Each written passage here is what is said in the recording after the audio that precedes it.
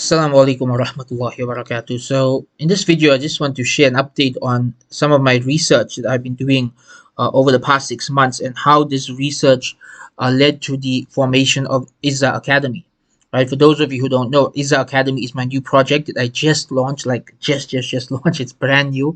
There's not much on it yet.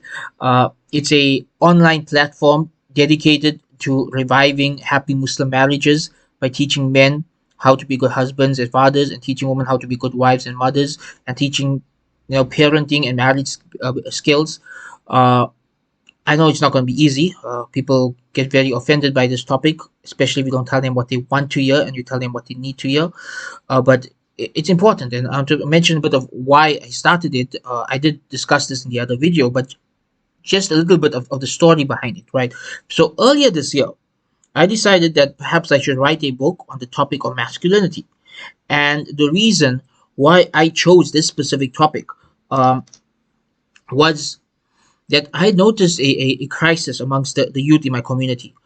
A lot of young men are not getting married, and a lot of young women are not getting married. And the reasons are very different, right? That the women are complaining that they can't find a good guy. And the guys aren't complaining that they can't find a good girl. A lot of them are just not interested. They're just playing video games. They're just not growing up. This is the thing that's scaring me. That I personally were meeting so many young boys who were not growing up. They were just staying boys well into their 20s, and some of them even into their 30s. And this became very worrying for me. So I began researching this topic, and I noticed in the USA specifically that there's this tension, right? There's this gender tension in that community between, on one hand, the feminists, and on the other hand, the red pills. And for those who don't know, red pill is like a reaction movement to feminism, which has some good in it and some extremism as well. And what was going on now is that it's creating hatred for the opposite gender.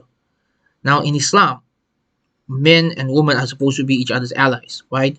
That men and women are different, but the husband and wife work together as a team. Mother and father are a team, right? The men and women of the ummah are a team. And what we're seeing with these divisions is that there's pure hatred.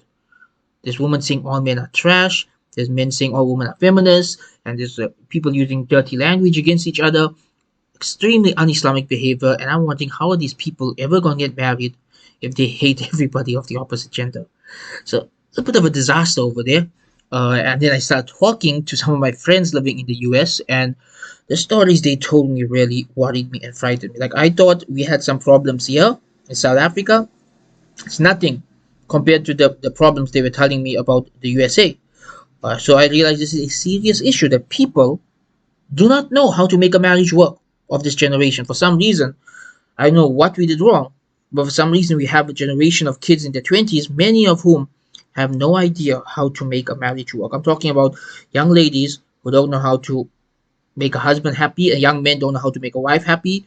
Uh, Men who don't know the role of a father, women who don't know the role of a mother, and people who are oversensitive. So if you tell them anything, they get very angry and they assume you're attacking their gender, and they assume the worst of you.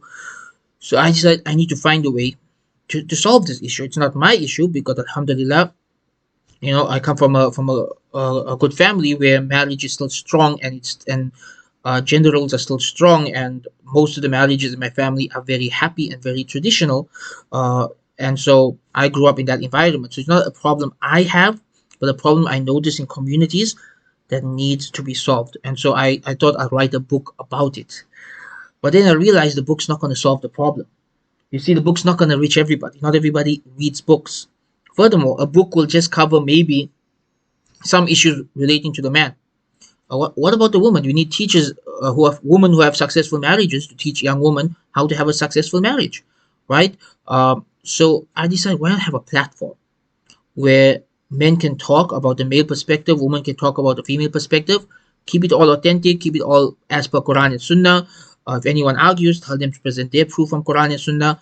Keep it civil, keep it real, right? And just teach people what they need to know to make marriages work, because marriage is a very important part of our religion.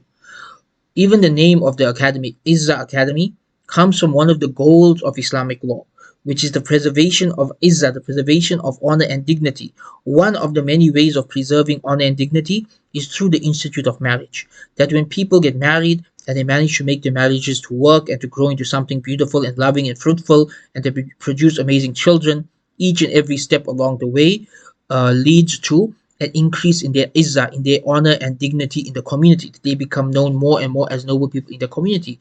This does not mean that somebody who is not married cannot have izzah. No, there are other parts to izzah as well.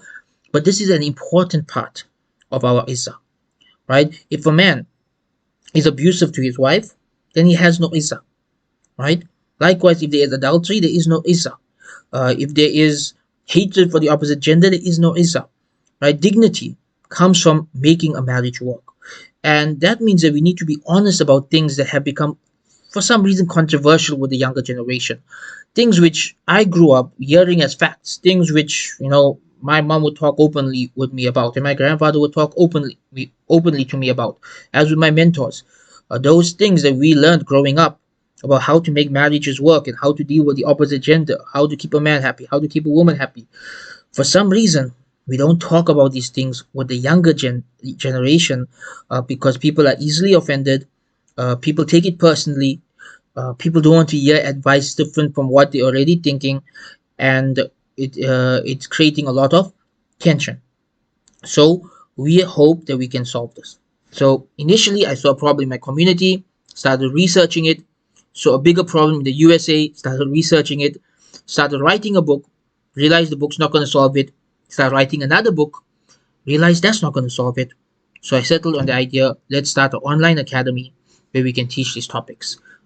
Books, courses, videos, blog posts, whatever we can do, we're going to put out. Initially, it's going to be a few blog posts and videos, but we definitely plan to launch a few courses soon to get the ball rolling because this is something that is a need of our time. So, what do you think? Do you think I'm right on with this topic? Do you think it's not really an issue? How do you think we should approach it? Because it's a very sensitive issue. People are oversensitive about this topic.